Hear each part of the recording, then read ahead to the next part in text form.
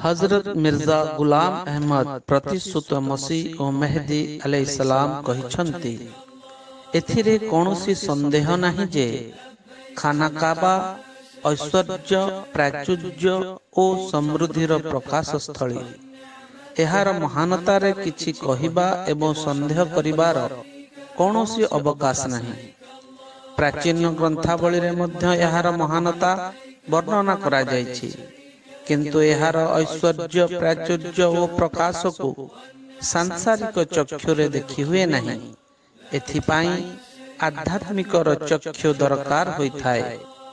जदि उक्त चक्षु खोला अछि तेबे निश्चित रे मनुष्य देखि पारिबो जे खाना काबारे की प्रकारर ऐश्वर्य प्राचुर्य और समृद्धि अवतीर्ण हेउछि।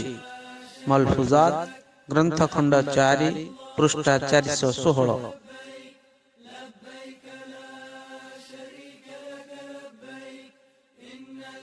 प्रतिश्रुत मसीह और मेहदी अलैहिस्सलाम कहिछन्ति, हजरत मोहम्मद सल्लल्लाहु अलैहि वसल्लम 10 वर्ष मदीना रे रहिले। मदीनारू मक्का केवल 2 दिनर दूरता, किंतु आपण 10 वर्ष रे कोनोसी हज करि नथिले।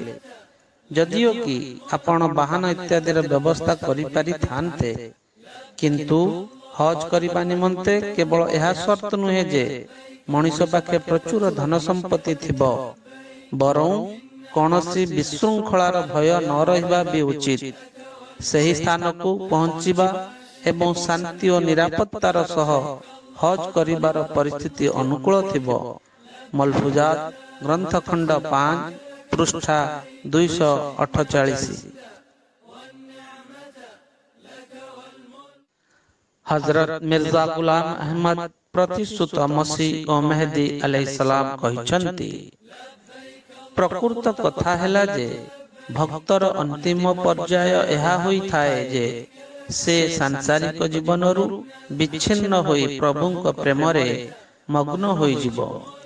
जेउ प्रेमिक सत्यवादी होई थाए से तार मन और प्राण को उत्सर्ग करि देई थाए। खाना काबा बैतुल्ला रे घुरी बुलिबा सही त्यागर एक ज्वलंत प्रतीक। जेपरि गोटिए बैतुल्ला भूपृष्ठ रे रहिछि, सही भली आउ एक आकाश रे मध्य रहिछि। जे पर्यंत मनुष्य सही आकाशीय बैतुल्ला को घुरी बुले नहीं, तार एपरि घुरी बुलिबा संपूर्ण होई न थाए। सांसारिक बैतुल्ला को घुरी बुलिबा समय रे से समस्त वस्त्र त्याग करी केवल गोटिए मात्र वस्त्र परिधान करि थाए, किंतु सही आध्यात्मिक बैतुल्ला को घुरी बुलुथिबा व्यक्ति प्रभुंक सकाशे संपूर्ण रूपे वस्त्रहीन होई जाई थाए। एपरिकी सेमानंकर निजस्व कौनसी इच्छा आउ बाकी रही न थाए। सेमाने एहार चारि पाखे निजको समर्पित करि दियंती। अल बदर 10 जनवरी 1907 पृष्ठा 15।